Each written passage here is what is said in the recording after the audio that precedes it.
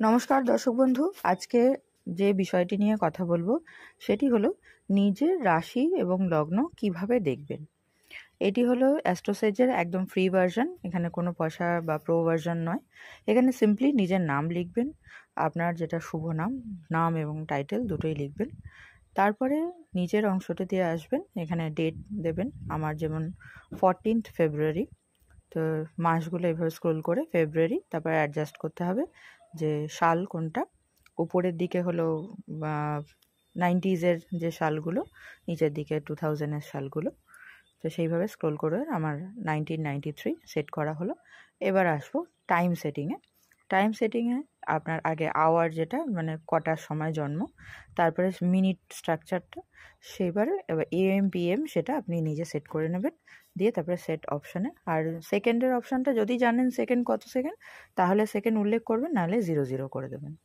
এবার পুরুষ বা মহিলা কোনটি আপনি সেই অপশানটা ক্লিক করবেন। এবার লোকেশান, যে কোথায় আপনার জন্ম। আমার জন্ম কলকাতা, তো আমি কলকাতা সেট করেছি। তারপরে কুষ্টি দেখান প্রক্রিয়ায় ক্লিক করলে ইন্টারফেসটা অন হবে। এই স্কোয়ার টাইপের ইন্টারফেসটা বাংলায় প্রচলিত। যারা হিন্দিভাষী মানুষ আমার এই ভিডিও দেখছেন তাদের জন্য অন্যভাবে আমি এটা সেট করে দেব। এই ছকটা বাংলাতেই প্রচলিত।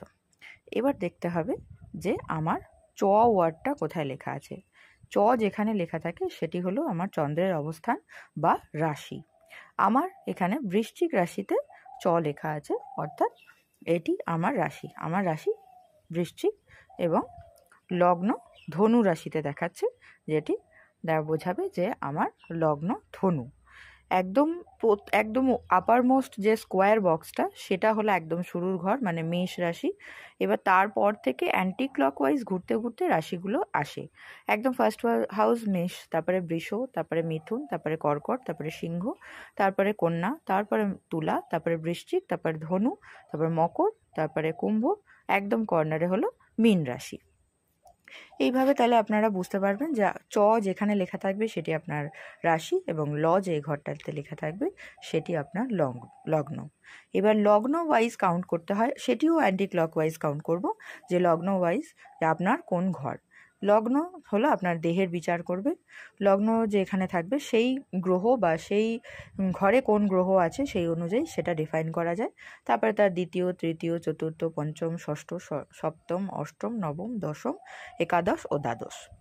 প্রথমত ভাবা হয় যে ষষ্ঠ, অষ্টম এবং দ্বাদশ এই তিনটি ঘর অশুভ। এখানে আপনার রোগ ব্যাধি, কোন মানে কিভাবে, যদি কোনো অ্যাক্সিডেন্ট